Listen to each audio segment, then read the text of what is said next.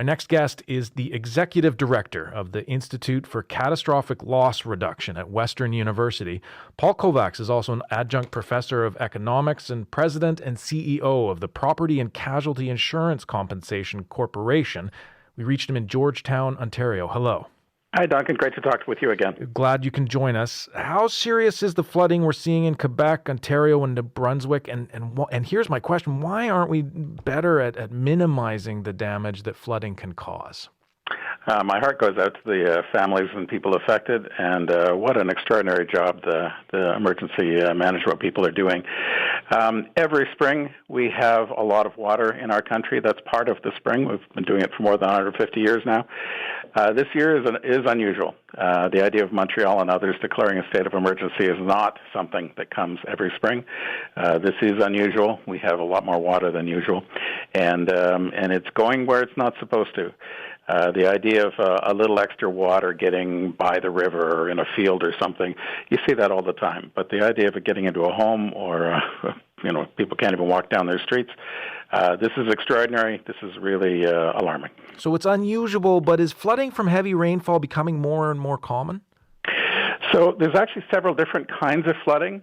The idea of rivers flooding, we're going to watch for more of that. The part that is absolutely clear is that the climate is changing, and the climate is bringing a lot more extremely heavy rain events. The idea of weather outside of the norm, unusual weather type events, is happening more frequently. And where that's affecting flooding is actually the people who are not near the river. This is where it rains so hard, often in an urban area, and it overwhelms the different infrastructure and systems we have in place, and water starts to go where it's not supposed to, like in a home. And many of the homes that are being affected over the last 20 or 30 years have been homes that are by the river, but also homes that are further away from the river. And this is the new risk where, again, we are having more extreme rain, but we're also having more damage from rain from this increase in urban flooding. As I've been watching the pictures on CBC News Network this weekend from Quebec, from the Maritimes, from British Columbia, I can't help but think of the floods of 2013, which just hammered Alberta and Toronto. Insurance coverage really changed after those floods in 2013. Can you explain that, and do you think people realize how this might affect them? Definitely, insurance has changed a lot. The 2013 floods were really important for the insurance industry. It was a game changer for the industry, and the industry has been looking for the development of flood maps and other tools so that there was true knowledge about the business of risk and the business of insuring risk. So insurance companies are offering different products than before.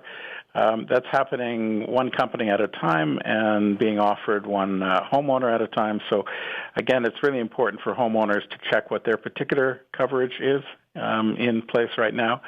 And flood is a complicated area. So it's really important when these kinds of events are occurring that the homeowners figure out whether insurance is where they're going to turn or whether it's government that's going to help them in terms of rebuilding after this flood occurs. There was no overland flood insurance, I think it's called, in Canada prior to 2013. How's that changed the costs to homeowners?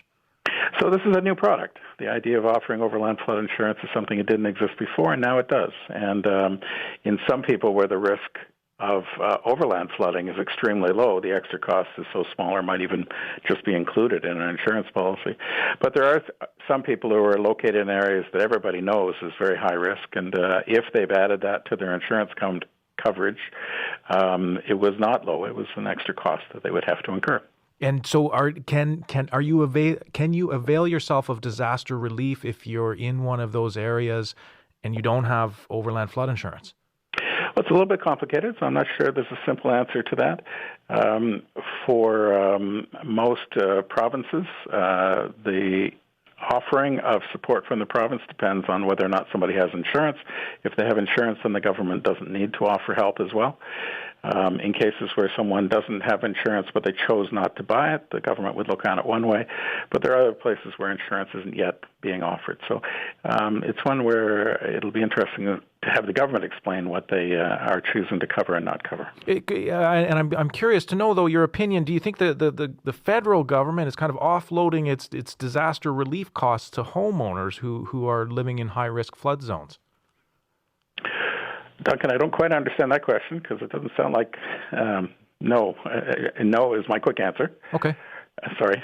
Your organization has written that a quote, after having put men on the moon, it's not unreasonable to expect fully engineered municipal infrastructure to consistently achieve high performance. What are the major obstacles to building that kind of flood prevention infrastructure?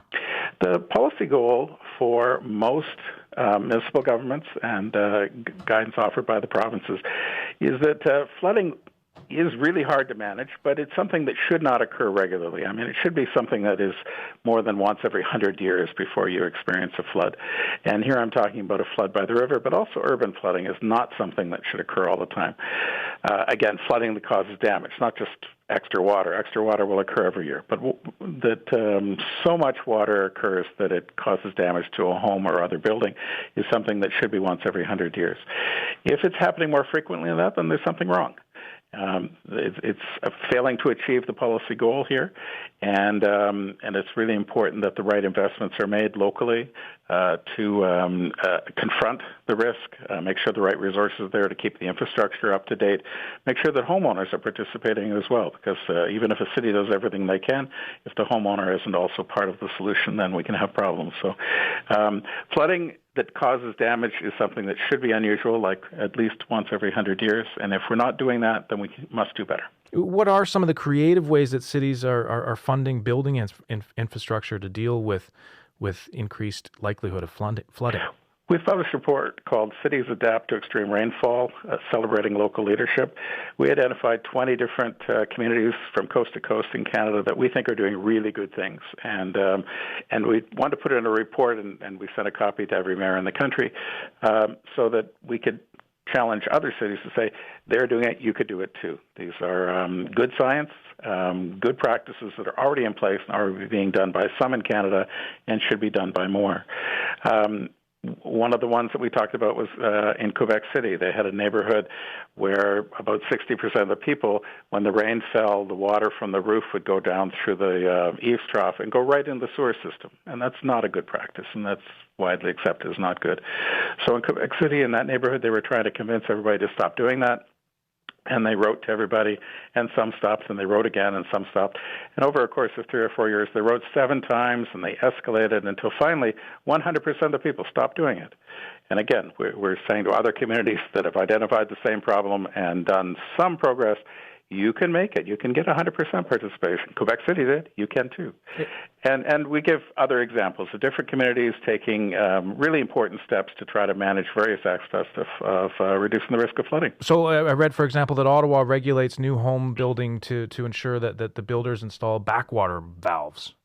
We think that's an incredibly important development. Ottawa is one of the communities that's doing it, and every new home that's gone up in Ottawa for several years now has included a backwater valve, and all of these new homes are less likely to have flood get into their home when there's an extreme rain event and it overwhelms the sewer system.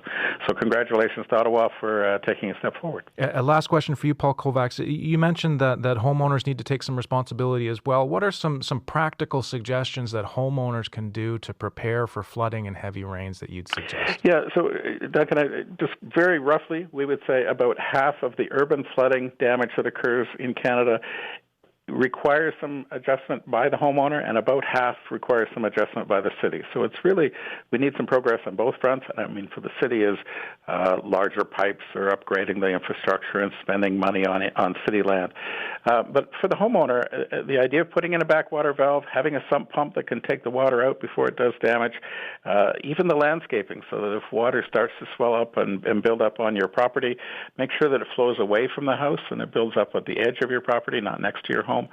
Some very basic common sense things. At the Institute for Catastrophic Loss Reduction, we've got brochures and videos and advice on how homeowners can do their part. Are there cities and provinces out there that are offering incentives for homeowners to do that kind of thing? There's a fairly long list of cities and not yet provinces. Manitoba briefly had one, but at the municipal level, there's a long list of cities that are offering financial incentives to homeowners to help them out.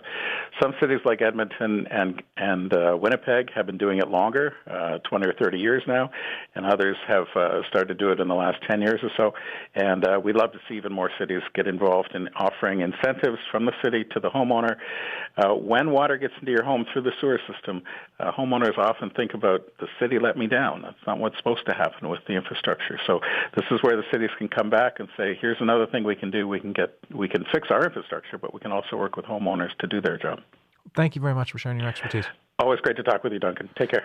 Paul Kovacs is Executive Director of the Institute for Catastrophic Loss Reduction at Western University and President and CEO of the Property and Casualty Insurance Compensation Corporation. We reached him in Georgetown,